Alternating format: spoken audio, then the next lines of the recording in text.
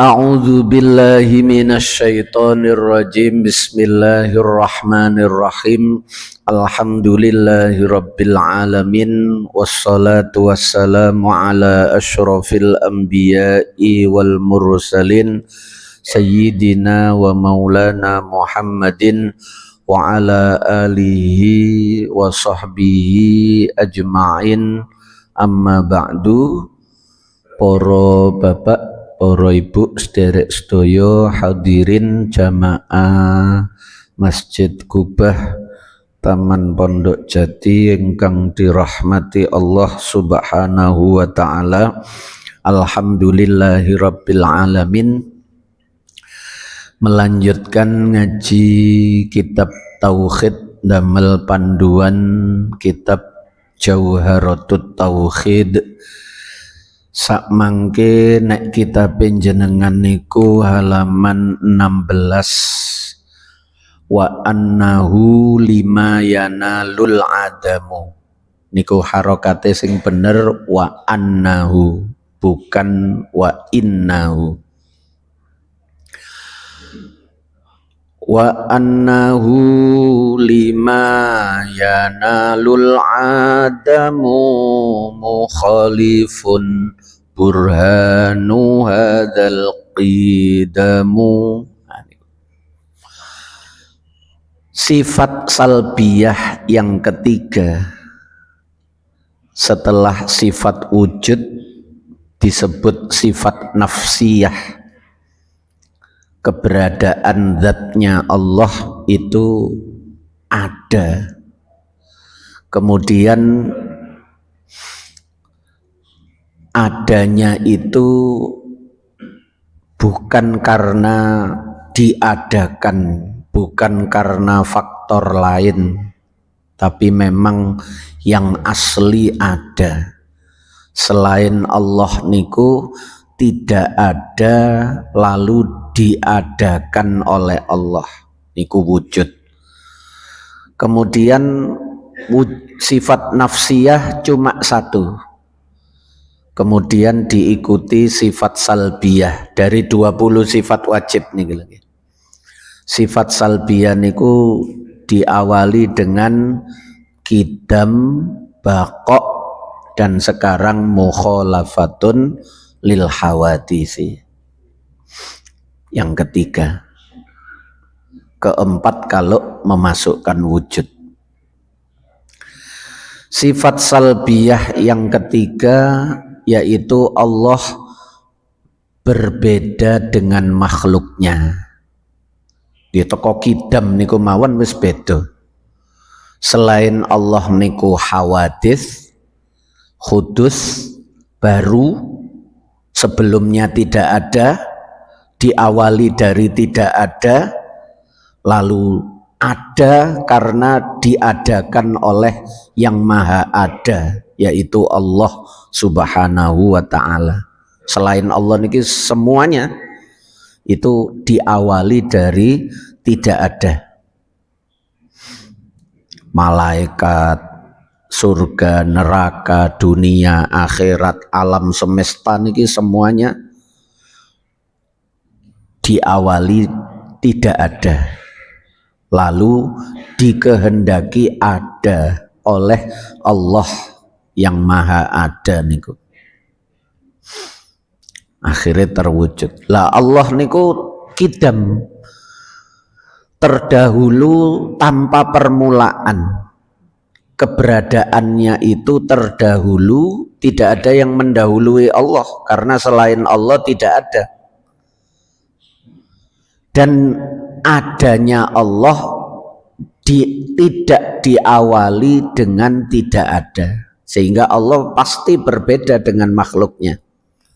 Niku mulakne nanti di belakang bait niki burhanu hadzal qidamu, bukti nyata bahwa Allah itu berbeda dengan makhluknya itu yo sifat qidam itu, terdahulu tanpa permulaan. Selain Allah hudus, ada permulaannya sehingga disebut baru. Sesuatu yang ada permulaannya diawali dari tidak ada lalu ada, niku baru kudus anyar wong sadurunge gak ono. Tapi kalau Allah tidak bisa disebut anyar baru, karena Allah ada tanpa diawali tidak ada. Niku Tuhan yang sebenarnya harus begitu. Selain yang seperti itu bukan Tuhan pasti. Karena kalau dia ada diawali dari tidak ada, lalu sebelum dia ada siapa yang menjadi Tuhan? Tuhannya durung lahir lah. Sing ngatur alam semesta sinten? Tuhannya belum lahir. Lahirnya Tuhan. Lah Tuhan lahir. Tuhannya belum dibuat, masih berupa bongkahan batu, belum dipahat. Lah Tuhan leren dipahat. Segala sesuatu yang diawali dari tidak ada pasti bukan Tuhan. Jadi kriteria sifat wajib 20 ini bukan kita membuat untuk membatasi Allah, mboten, tapi dibuat untuk menjaga keimanan kita agar tidak keliru. Menganggap yang bukan Allah kita anggap sebagai Allah, yang bukan Tuhan kita pertuhankan. Termasuk yang ketiga niki dalam sifat salbiyah. Jangan menyerupakan Allah dengan makhluknya, sebab Allah niku wa annahu lan wajib kedue Allah sak temene Allah lima marang barang terhadap segala sesuatu yanalu kang merkoleh opo al adamu tidak ada. Iku mukhalifun bedani. Allah itu berbeda terhadap segala sesuatu yang dia itu menerima sifat tidak ada. Entah tidak adanya itu di depan atau di belakang, seandainya dia sudah dinyatakan ada. Nggih koyok kita niki makhluk ini, kita menerima tidak ada karena dulu kita sebelum ada itu adalah tidak ada. Sekarang kita ada. Suatu ketika datang ajal masa itu, yuk kita kembali kepada tidak ada lagi. Sing asale gak ono, terus kok ono, niku mesti bakal gak ono malih. Secara hukum akli, sesuatu yang asalnya tidak ada kok menjadi ada, itu suatu ketika akan tidak ada lagi. Mulane terus Quran niku kullu syai'in halikun illa wajha. Segala sesuatu itu akan musnah, akan hancur, akan rusak kecuali Allah. Sebab selain Allah, seandainya pun dinyatakan ada, itu diawali dari tidak ada. Dan sesuatu yang asalnya tidak ada lalu menjadi ada karena dikehendaki ada oleh Allah yang maha ada, suatu ketika kehendak Allah itu sudah selesai, yuk kembali menjadi tidak ada lagi secara hukum akli. Tapi nek secara hukum syar'i, ada yang selalu ada itu selain Allah secara syariat, maksudnya disebut noduk Quran. Tapi ini dalam tanda kutip sebenarnya. Apa? Akhirat, surga, neraka. Niku kan nek nduk Quran disifati khalidina fiha abada. Mereka kekal di dalamnya selama-lamanya. Selama-lamanya. Tapi boten gawe bakok. Nek Gusti Allah kan disifati Allah wujud kidam bakok.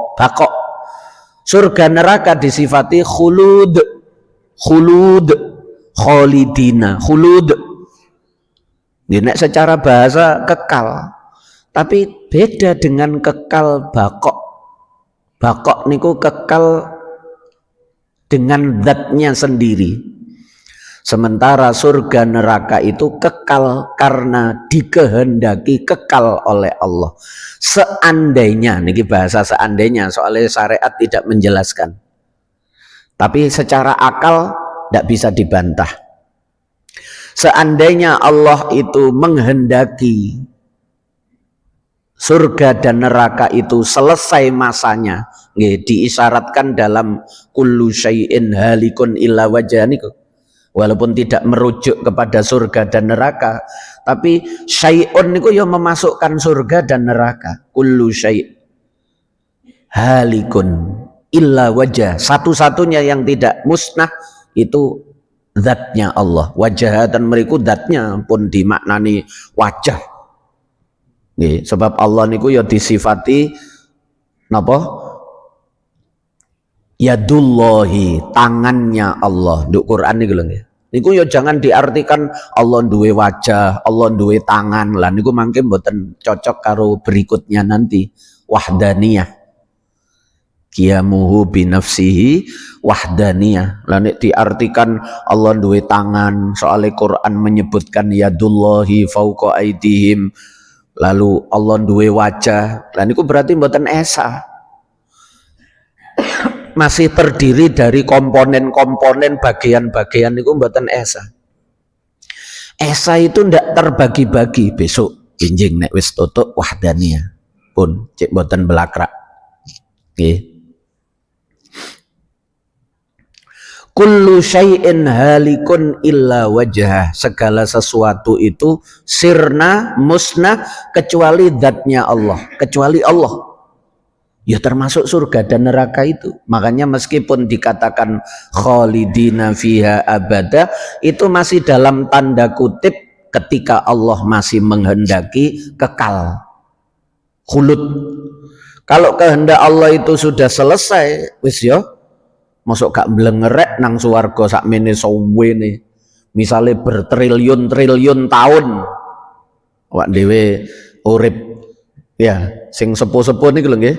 90 tahun ngonten rasane aku kok gak mati-mati ya. Padahal jarine sing nom-nom donya iki cek enake. Tapi jari sing lawas-lawas kok gak mati-mati, koncoku wis gak ono kabeh. Nggih. Artinya senikmat apapun dunia itu yo blenger gawe wong sing wis lawas-lawas niku. Apakah surga nanti ndak begitu? Nggih, cara mblengerin donya niku ratusan tahun. Misale mblengere akhirat niku bertriliun-triliun tahun wis. Nggih. Boten usah beribu, beratus ribu, berjuta, bermiliar, bertriliun-triliun tahun wis. Napa gak blenger-blenger niku nggih. Urip mangan iki terus nang sak swarga, nikmate swarga niku wis tau dirasakno kabeh. Sebab selain Allah itu terbatas. Meskipun surga itu nikmatnya dikatakan tidak batas, tapi nikmat surga itu ya selain Allah. Mulane nikmat yang paling nikmat di surga itu adalah nikmat melihat, bertemu, menyaksikan Allah. Wujuhu yawma idzin nadhirah li rabbiha nadhirah. Ketika itu selain Allah niki wis nikmat napa mawon sing ana nduk swarga niku, panganan, minuman, keindahan apapun, pakaian, termasuk widodari misalnya sing nduk donya bayangane mlebu swarga sing dipikiri widodari mawon. Niku nek wis ketemu Gusti Allah wis ilang kabeh. Nggih. Gak ono nikmate kabeh. Nggih. Karena hakikatnya selain Allah itu memang tidak ada. Surga dulu tidak ada. Ketika diadakan oleh Allah baru ada. Dan keberadaannya dikehendaki kekal oleh Allah. Jadi sesuatu niku nek cara syariat ada yang diawali dari tidak ada.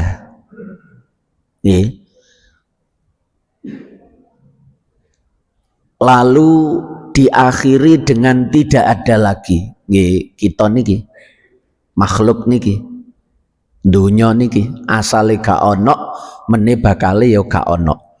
Tidak ada lalu ditutup dengan tidak ada. Sebaliknya Allah tidak diawali tidak ada dan tidak diakhiri dengan tidak ada. Selalu ada. Adanya tidak diawali dengan tidak ada dan tidak diakhiri dengan tidak ada. Yang ketiga,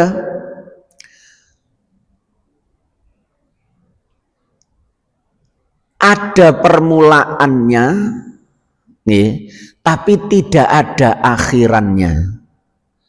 Ada permulaannya, tapi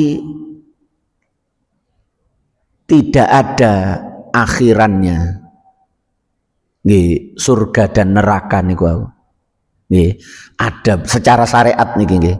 Ada permulaannya yaitu ketika diciptakan oleh Allah dan tidak ada akhirannya. Soalnya disebut no kholidina. Niki secara syariat. Nggih. Yang keempat, ketiadaan kita itu asale ketiadaan kita niku asale tidak ada kemudian menjadi ada. Nah niku nek terkait ada dan tidak ada niku ngonten. Pun nek kakek nyebut no ada tidak ada diawali tidak ada ngonten kok bingung ya. Apa permainan kata, dikira permainan kata, mboten niku gawe menunjukkan bahwa segala sesuatu itu memang tidak ada kecuali Allah yang maha ada.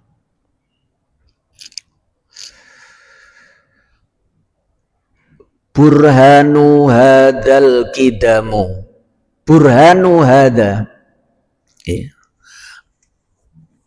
utawi tondo yakti, bukti nyata, dalil yang jelas dari hada, inilah sifat mukhalafatun lil hawadithi, iku al kidamu, sifat kidam.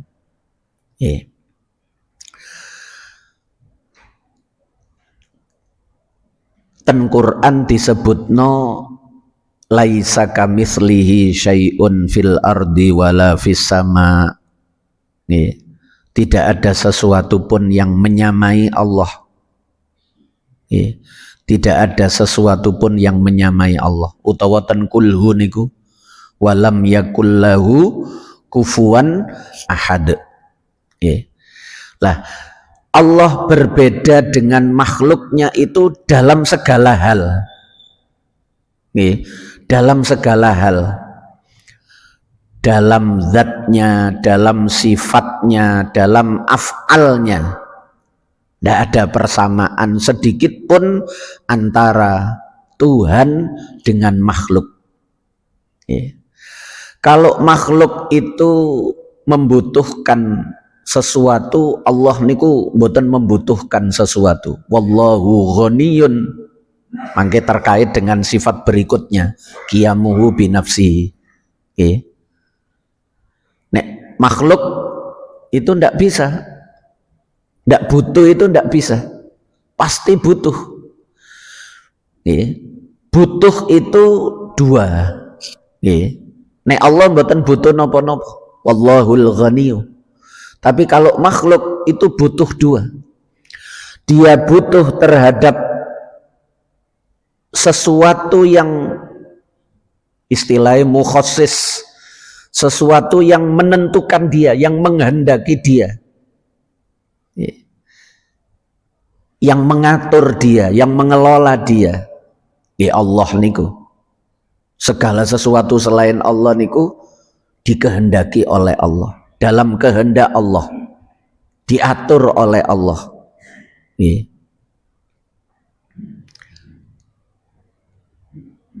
Rabbul Alamin. Kalimat Rabbun itu mulai yang menciptakan, yang sebelum menciptakan yang menghendaki untuk diciptakan, lalu Allah menciptakannya, lalu Allah mencukupinya, Allah menjaga, Allah mengelolanya, termasuk memenuhi segala kebutuhannya. Kita mboten saged ya apa supaya udara itu selalu ada. Ya kita tinggal bernafas ngonten mawon. Kadang kita bernafas saja kita mboten kroso, mboten ikut ngontrol. Ojo sampai lali rek, lali keambaan mati kok. Kita niku ambaan ngonten mawon, mboten atik ngiling-ngiling, mboten atik niku. Nggih. Bagaimana jantung berdetak, bagaimana seluruh organ tubuh kita itu berjalan. Kita mboten iso, mboten yo gak mikirno, yo gak ngelola, yo gak ngatur, nggih. Paling koyok-koyok menjaga ngonten mawon nggih. Dengan olahraga, dengan makanan yang niku koyok-koyok menjaga. Padahal nggih ana sing matine justru pas olahraga. Ya, pas olahraga mati koyok pelawak Basuki niku ya. Pas olahraga badminton ta napa niku mati. Enten malih artis sinten niku pas futsal mati. Iya. Nah niku. Padahal pas olahraga yang katanya itu menjaga kesehatan, nek sehat niku yo panjang umur. Dianggap nek mati ku loro, nek loro mati. Nggih. Nggih niku seolah-olah saja manusia itu bisa mengatur dirinya, bisa mengontrol, mengelola dirinya niku seolah-olah mau. Hakikatnya nggih Allah.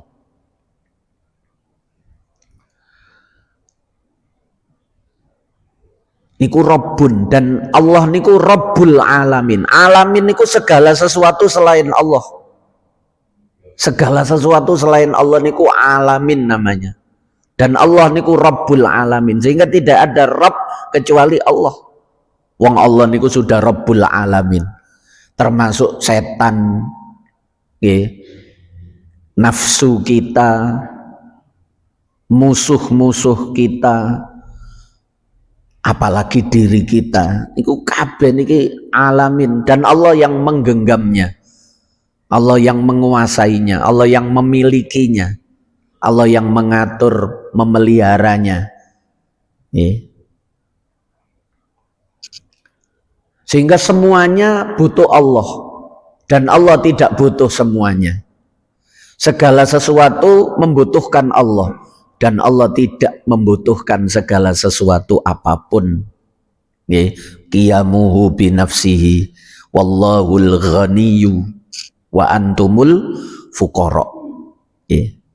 Nah niku berbeda dengan makhluknya itu begitu. Nek makhluk niki kok ya butuhne akeh, butuh tempat. Kita nek gak ono sing dilunggui, ndak ada yang dipijak, ngawang yo gak iso. Ngawang sing butuh tempat, butuh ruang. Butuh ruang yang kita masuki, bergerak dari bawah ke atas, dari kanan ke kiri, seandainya pun terbang nih loh, itu butuh ruang. Lah Allah mboten butuh ruang. Wong yang menciptakan ruang itu juga Allah. Ruang itu ya makhluk, waktu itu ya makhluk. Allah tidak butuh waktu. Sehingga Allah tidak bisa disifati kapan itu waktu itu makhluk. Segala makhluk itu ciptaan Allah.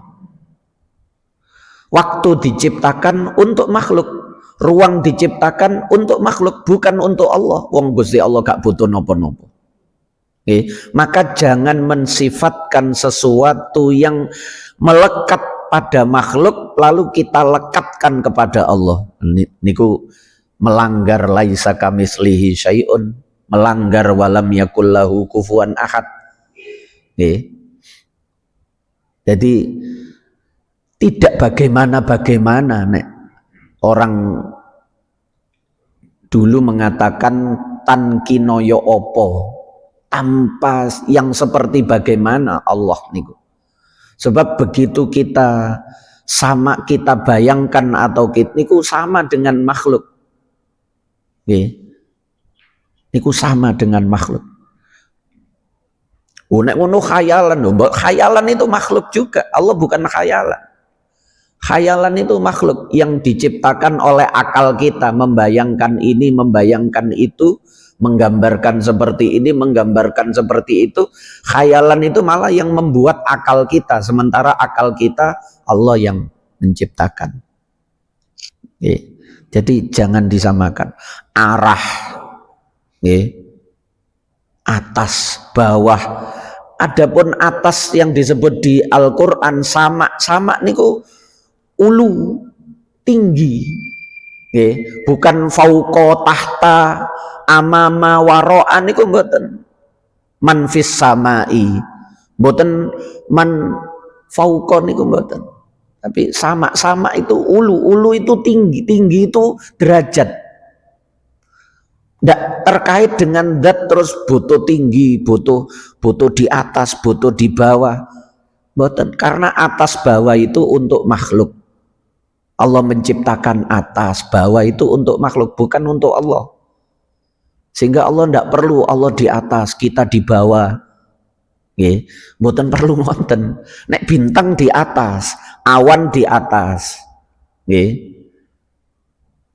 matahari di atas, bulan di atas. Ketika berada di atas, walaupun kadang-kadang yang di bawah kita tenggelam, karena niku wau tidak ada hakikat atas, tidak ada hakikat bawah. Segala sesuatu selain Allah itu hakikatnya tidak ada. Atas pun hakikatnya tidak ada, bawah pun hakikatnya tidak ada. Yang disebut atas itu bisa disebut bawah, yang disebut bawah itu bisa disebut atas. Sampai lantai piro di apartemen, lantai berapa? Saya lantai 20. Oh, di atas saya. Saya lantai 15. Sampean tanya yang sebelahnya lagi. Sampean yang lantai 20, sampean di bawah saya. Saya lantai 27. Jadi yang disebut di atas itu bisa disebut di bawah. Wa fauqa kulli dzi ilmin alim. Di atas segala sesuatu ada yang lebih tinggi lagi, yang maha tinggi. Allah niku penisbatan bukan tempat. Lalu Allah niku digambarno sing nduk paling pucuk dhewe. Nggih, nisore Allah niku aras. Nisore aras niku kursi, nisore kursi niku langit, nisore langit bumi. Jadi seperti sap-sapan ngenten. Padahal bumi sehingga niku dilawan. Nek ana wong muni bumi bulat niku dilawan karena berbenturan kali logika niku wau. Padahal niku fakta kenyataan. Nggih. Fakta kenyataan. Dikira alam niku ngoten, yang paling bawah itu bumi, atasnya lagi niku langit. Jadi model bumi datar ngoten niku kan masih ada. Dari dulu niku diciptakan ada. Untuk kepentingan-kepentingan akidahnya atau kepentingan-kepentingan golongannya ngoten niku.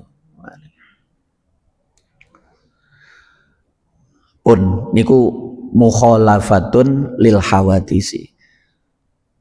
Tempat, waktu, atau yang lainnya. Nek kita niki yo sehat, iso loro niku iku sesuatu yang baru. Yang tadinya tidak ada, kemudian ada, dia akan mengalami perubahan-perubahan. Segala sesuatu selain Allah niku mutaghayyir, karena asalnya tidak ada lalu berubah menjadi ada. Sesuatu yang asalnya tidak ada lalu berubah menjadi ada, itu mengalami perubahan. Maka dalam keberadaannya itu, setelah diciptakan itu, dia akan selalu berubah. Mulane kita niki asale gak ono ini ku bayi tambah balita, balita tambah remaja, remaja tambah dewasa, dewasa tambah tua, berubah. Mboten iso terus enom terus sampai tua, walaupun kita kepingin tapi tidak bisa. Sehat terus, walaupun ahli kesehatan dokter yo mboten iso sehat terus niku, yo tetep ngerasakno loro. Seneng terus mboten saged, mesti ngerasakno susah, mesti duwe masalah. perubahan-perubahan itu keniscayaan, karena kita itu memang makhluk yang mengalami perubahan dari tidak ada menjadi ada. Maka ketika ada itu pun akan berubah. Kadang kerungu pujian, kadang kerungu cacian. Nggih. Hati kadang tenang, hati kadang bingung, gundah gulana, selalu mengalami perubahan-perubahan. Lah Allah mboten koyok ngoten niku. Allah ndak berubah-berubah. Nggih. Gusti Allah nggih ngoten niku. Ndak berubah, nek makhluk niki berubah. Nggih. Allah dari dulu ya Rahman, Rahim, dengan segala sifatnya yang dikenalkan kepada kita nggih ngoten niku Gusti Allah. Nggih. Zatnya, sifatnya, af'alnya niku seperti itu.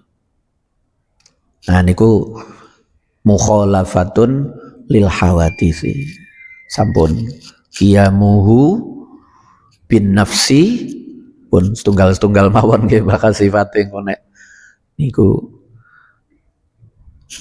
tambah puyeng mangke. Nggih. Jadi ngaji tauhid niku butuh meres nggih hati dan akal kita. Niku ngaji tauhid niku bahas ngonten niku, mboten bahas amaliyah wong. Nggih, mboten bahas amaliyah. Amaliyah niku masuk fikih. Mboten bahasan tauhid. Nggih. Dia melakukan ini, oh itu haram. Itu bisa menjadikan murtad. Itu bahasan fikih. Dia segera bertaubat, dia harus bersyahadat. Niku fikih. Tauhid niku nggih mengesahkan Allah supaya kita tidak keliru, agar yang kita sembah, yang kita anggap sebagai Tuhan itu betul-betul Allah, bukan Tuhan dalam rekaan kita.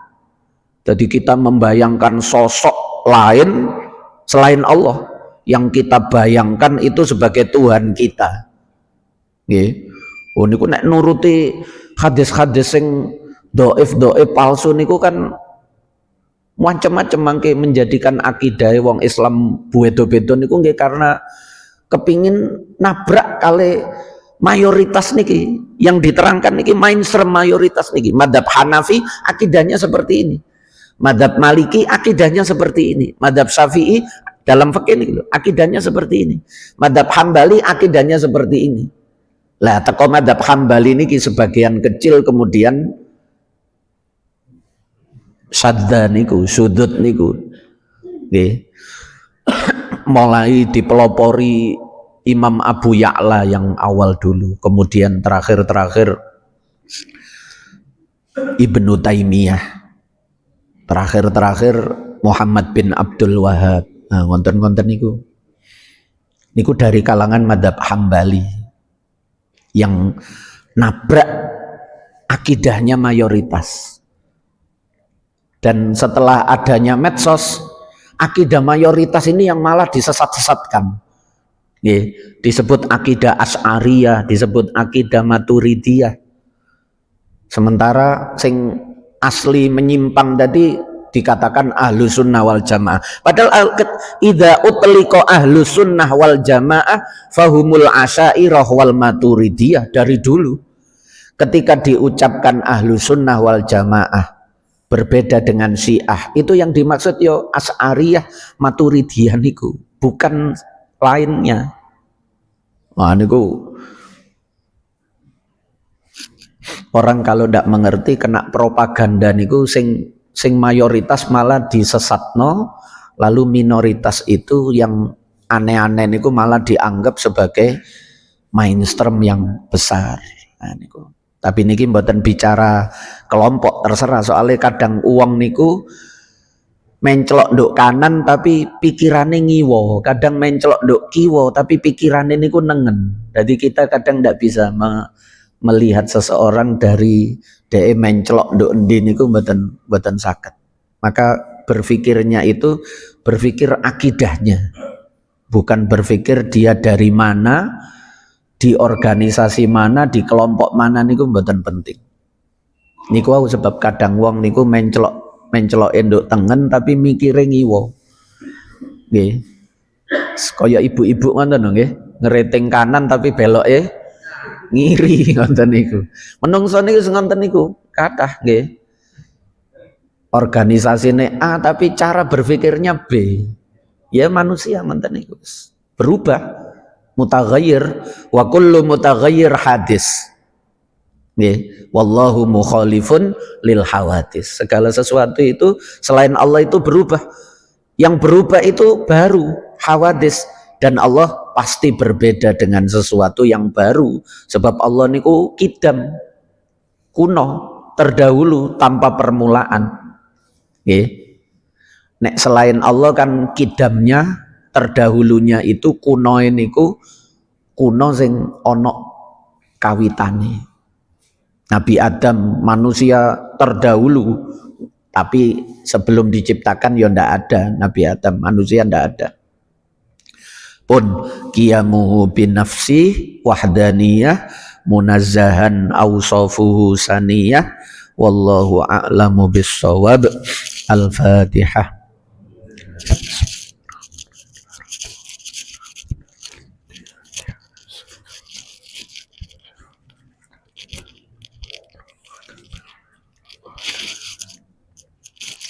Nggih, barangkali ada yang ditanyakan monggo. Nggih.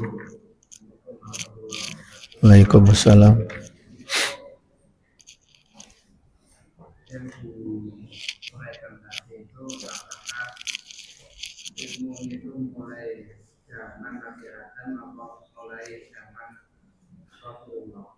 Napa? Ilmu. Semua rasul niku membawa la ilaha illallah. Nggih, niku kan penjabaran dari la ilaha illallah. Tidak ada Tuhan selain Allah niku termasuk jangan sampai menyebut sesuatu dengan sebutan Allah tapi kita nisbatkan sifat-sifat yang tidak layak bagi Allah. Ya. Kita menyebutnya Allah tapi kita menisbatkan sifat-sifat yang tidak layak sebagai sifat-sifat ketuhanan. Lah niku jenenge bener tapi mboten bener niku nggih niku. Nek wong Jawa ngarani bener tapi gak bener ngoten niku lho nggih. Karepe niku bener tapi keliru, polahe mboten dielmoni. Mulane ten Quran niku sebelum la ilaha illallah niku ada fa'lam annahu la ilaha illallah. Enten fa'lame. Jadi keyakinan kita terkait la ilaha illallah itu harus didasari dengan ilmu yang benar. Nggih. Niki ilmu yang dijaga oleh para ulama terkait supaya kita tidak salah di dalam mengambil Tuhan, menganggap Tuhan niki yang kita pertuhankan, yang kita sebut Allah niki kok jangan-jangan niku wau dia punya bayangan ada sosok besar seperti raksasa yang besar, saking maha besarnya tidak bisa dilihat oleh mata. Niki berarti menjisimkan Allah. Allah niku dianggap onok panjang lebar tinggi, cuma panjangnya maksimal, tingginya maksimal, lebarnya maksimal, saking maksimalnya sampai meripat iki gak ketok. Niku walaupun membesar-besarkan tapi yang dibesarkan niku fisik. Dan fisik itu jasad. Jasad itu miliknya makhluk. Allah mboten butuh jasad niku. Nggih. Terus di atas yanzilu fi kulli lailatin ila sama'id dunya, setiap malam turun ke dunia. Lah bayangkan zat yang katanya maha besar saking gedene wau niku sampai gak iso didelok mata terus mudhun apa bumi gak hancur niku, kepelindes niku. Ya. Kalau turun dari atas bergerak ke bawah, jadi dibayangkan koyok bayangno makhluk turun niku dibayangkan. Mulane terus para ulama supaya tidak membayangkan begitu, katakan yang turun itu rahmatnya, maghfirahnya, ijabah doanya. Itu setiap malam turun. Hal min talibin hajatin faunilahul matalib, hal min mustaghfirin, hal min taibin. Ono sing tobat ta, kilo ampunanku tak kekno. Ono sing butuh hajat ta, kilo tak ijabahi hajate. Itu turun. Niku luwe aman, walaupun redaksinya Allah niku yanzilu fi kulli lailatin ila sama'id dunya. Allah turun di setiap malam. Allah turun niku ya ojo dibayangno terus datnya. Lah padahal mang tadi dia sendiri yang mengatakan datnya Allah itu maha besar. Saking besarnya itu panjangnya maksimal, lebarnya maksimal, tingginya maksimal, sehingga tidak bisa mata itu melihat bagaimana menjangkau sesuatu yang maha besar. Lah niku terus disifati turun, apa gak kepelindes bumi langit niki. Cemet kabeh. Kalau dibayangkan panjang lebar tinggi itu makhluk. Allah mboten butuh ngonten niku. Mulane nek wong biyen ngarani tankinaya apa niku, semakin kita bayangkan terkait zatnya Allah. Nek bayangno niku bayangno kekuasaane Allah. Bayangno kemahatauan, kemaharahman rahiman Allah. Bayangno ciptaane Allah niku lho. Tafakkaru fi khalqillah wala tafakkaru fi dzatillah. Berfikirlah terkait makhluknya Allah saja, mboten usah mikir Gusti Allah ku ya apa ya? Nduk ndukur jarine. Ya. Nduk ndukur iku nduk endi ya? Nggih. Oh, lungguh nduk ndukure aras. Oh, terus aras niku digambarno kaya singgasana raja. Lalu Allah duduk. Kakinya niku nduk kursi. Nggih. Boleh digambarno ana sikile. Lungguh niku berarti ana bokonge. Nduk hadis-hadis sing palsu-palsu niku Gusti Allah niku rambutnya berintik. Serem-serem niku enten hadis sing ngoten niku, tapi ulama kita ndak mengambil. Walaupun sahih mawon ndak diambil oleh ulama kita kalau terkait akidah itu. Akidah itu harus berbicara tentang sesuatu yang mutawatir, yang qot'i. Qot'i niku satu Al-Qur'an, dua hadis yang mutawatir, tiga akal yang sinkron dengan Quran dan hadis mutawatir tadi itu. Hadis sahih pun, sebab hadis niku enten mutawatir, enten ahad. Ahad niki nanti dibagi tiga niku, sahih, hasan, dhaif. Sahih niku masih ahad. Ahad niku rawinya tidak banyak. Kanjeng Nabi dawuh nduk sahabat 5 akeh, tapi begitu mudun menisor tidak ada rekam jejak tabiin kecuali cuma 1-2. Padahal tadinya sahabat ada 5, tapi 5 itu mengerucut kepada tabiin yang sama. Sing riwayatno hadis itu namanya ahad. Kalau mutawatir itu dari Rasulullah kepada sahabat yang lebih dari 4. Sahabat level bawahnya tabiin yang meriwayatkan hadis itu lebih dari 4, bawahnya lagi lebih dari 4, bawahnya lagi sampai kepada Imam Bukhari atau Imam Muslim atau niku mutawatir, yang tidak mungkin orang banyak setiap level yang disifati adil itu sepakat dusta. Lah yang seperti itu yang diambil menjadi akidah. Nek halal haram sahih wis cukup, hasan dhaif ndak boleh. Jadi klasifikasi mutawatir, ahad, sahih, hasan, dhaif itu ada penggunaannya. Dhaif pun bisa dipakai. Pokok mboten nemen-nemen dhaife. Dipakai untuk fadhailul a'mal. Tapi nek palsu harus dibuang karena itu bukan sabda Nabi. Ndak boleh memalsukan sabda Nabi. Tapi nek iki dhaif, dhaif itu sabda Nabi cuma riwayatnya lemah. Dhaif bukan palsu. Dipakai kapan? Ketika untuk memotivasi agar beramal solih. Sapa sing maca Quran sak huruf iku dadi malaikat sing ndongakno dheweke sampai dina kiamat. Misale ngonten niku dhaif misalnya. Pokok mboten palsu nggih. Mboten masalah kita mengambilnya sebagai motivasi fadhailul a'mal, karena maca Quran niku masih gak atik hadis iku lho. Quran wis merentahno nggih, wis cukup, wis disepakati bukan amalan yang sesat. Niku gawe motivasi lah. Ketika untuk memotivasi niku hadis yang doif itu yang dipakai boleh. Apalagi hadis yang sahih. Karena tanpa hadis doif pun amal ini sudah disepakati benar, hak. Niku ngonten.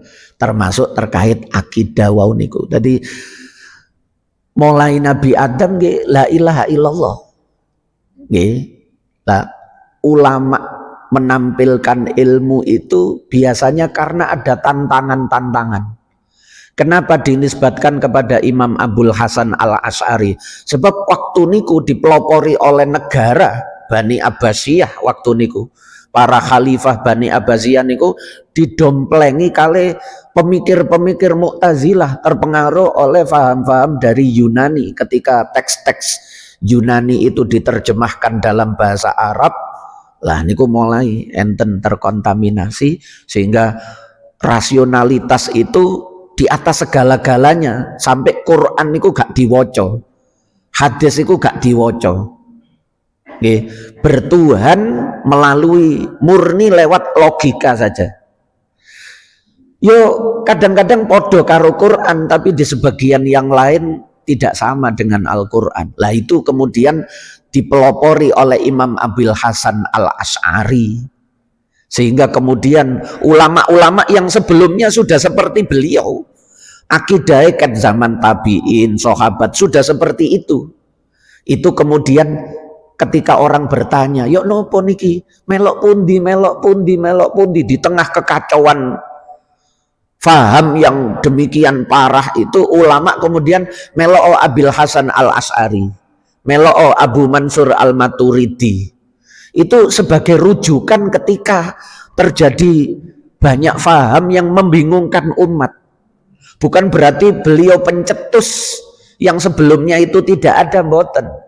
Hanya karena kekacauan-kekacauan faham terkait akidah itu di mana-mana, banyak umat niki bingung, ya apa iki melok sapa, iki melok sapa.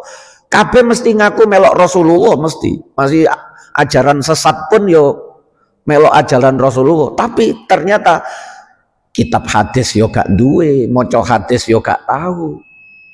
Ulama sing ket bayi niku cekelane Quran hadis ngaji ket isuk karo abai sampai turu dianggap melawan Rasulullah. Melok Imam Syafi'i apa melok Rasulullah?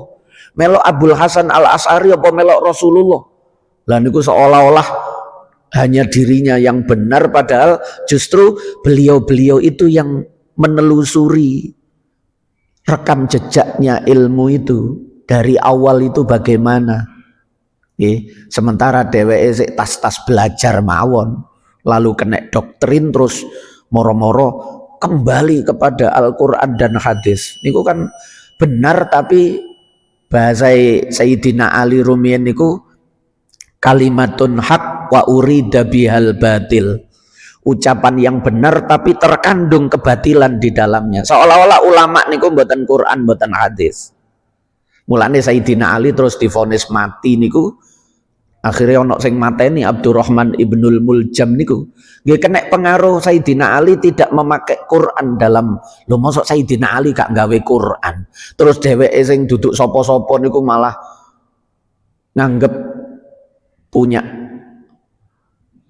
napa hak untuk menyatakan dirinya yang paling Qurani, lalu Sayyidina Ali menyimpang dari Al-Quran. Lah niku kan masuk pada wilayah politik, perebutan pengaruh kekuasaan. Nah, ngonten-ngonten niku terus akhirnya mulane para ulama kita niki nggih ngonten. Dalam berakidah ikuti akidahnya Imam Al-Asy'ari, Imam Al-Maturidi. Dalam bidang tasawuf, pengelolaan hati, nggih, tazkiyatun nafas, ikuti apa yang digariskan oleh Imam Ghazali atau lebih awal lagi Imam Junaid Al-Baghdadi. Dalam bidang fikih, ikuti salah satu dari 4 mazhab. Kenapa? Karena akidahnya Asy'ariyah Maturidiyah itu tidak ada yang menyimpang dari Al-Quran dan hadis. Akidahnya Junaid Al-Baghdadi Abu Hamid Al-Ghazali, tidak ada yang menyimpang dari Quran dan hadis. Fikihnya madhab Hanafi, Maliki, Syafi'i, Hambali, tidak ada yang menyimpang dari Quran dan hadis. Sementara ada pihak lain yang gak usah Asy'ariyah, gak usah Ghazaliyah, Imam Ghazali dielek-elek, Junaid Al-Baghdadi dielek-elek. Gak usah madhab-madhaban, langsung kembali kepada Al-Quran dan hadis.